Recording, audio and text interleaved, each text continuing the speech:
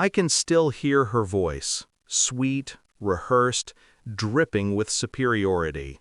"It's better if you don't come, dear. You'd ruin the atmosphere." That sentence didn't just bruise me. It carved a hollow space in my chest. She said it on speakerphone, standing beside her perfect daughter, my ex.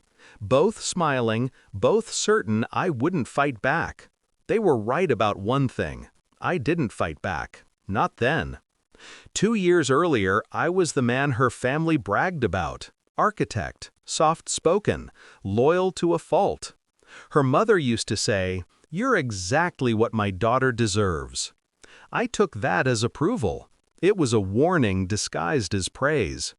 When I met their family, everything felt curated. The dinners, the smiles, the way her mother held my hand too long, as if testing sincerity through skin. I mistook manipulation for warmth, and I mistook her daughter's silence for elegance. They fed on appearances. Their lives were photographs, perfectly filtered, desperately hollow. The betrayal wasn't cinematic. It was quiet. A message on her phone, one she forgot to delete. "He still has no idea, LOL. See you tonight." It wasn't the words that broke me. It was the casual cruelty, the laughter behind them. I didn't confront her. I just watched, listened, collected. The nights she said she was at her mother's, the lunches with friends. Every alibi lined up with someone else's schedule. Her mother knew. She always knew. She protected her daughter's lie like it was family tradition. The day I walked out, I didn't slam the door. I left quietly, just like they assumed I would. But silence isn't surrender. It's strategy. 2 months of silence. That's all it took for them to believe they'd won. Her mother spread the story. How I couldn't handle pressure. How I was unstable. How her daughter deserved better. They thought I'd disappeared. What I was really doing was designing something. Not a building this time. A moment. Revenge doesn't need rage. It needs precision. It started with a rumor. A whisper in social circles that a certain architect was engaged to a high-profile investor's daughter. I didn't confirm it. I didn't deny it. Let curiosity do the heavy lifting. Then came the invitations.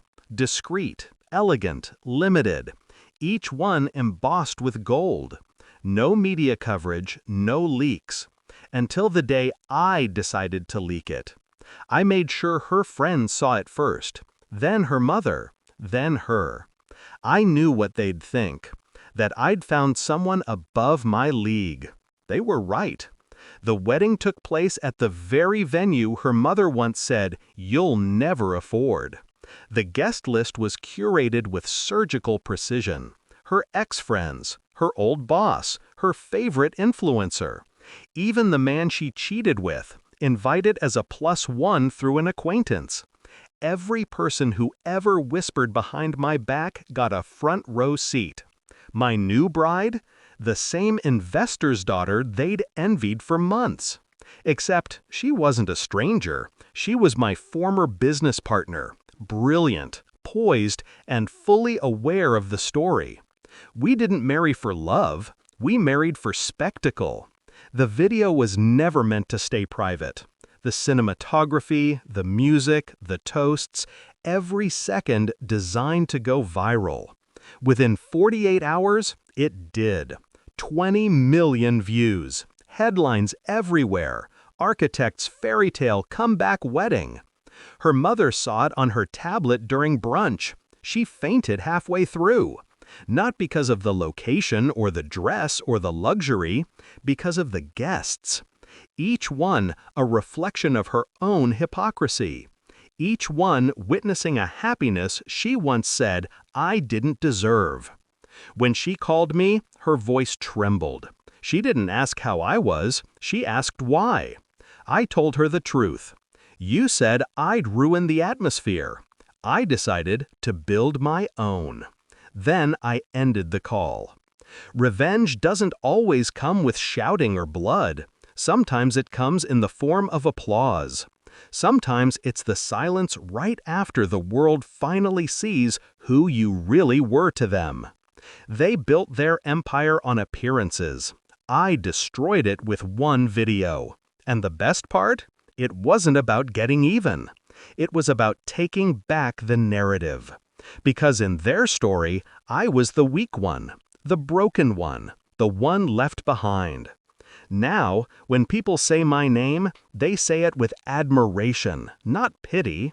And when she sees my face online, she sees everything she lost.